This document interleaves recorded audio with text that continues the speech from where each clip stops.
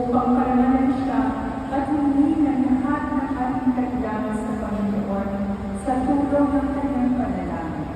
Dahil sa tayo ay hindi karapat-dapat na mga anak, humingi muna tayo sa Diyos ng awa at patawad. Mapagkakawa, sino Kung sa lupa ang panatanan, upang kapusin at iligtas kami sa pamagitan ng kanyang pagkamatay at muling pagkabuhay, at upang bigyan kami ng bagong buhay. Sa pamagitan nito, ginawa mo kaming iyong mga anak, upang magmahalan kami, tulad ng pagmamahal ni Kristo sa amin. Ang limit namin malimutan, dakila namin karangalan ito. Nagkasala kami sa aming mga kapatid. Nagkasala kami sa iyo. Mga baging Ama, patawarin mo kami.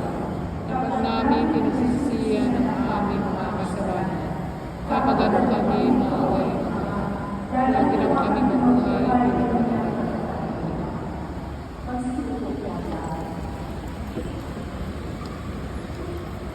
Noong nakalimutan ang mundo, nakatanggap po ang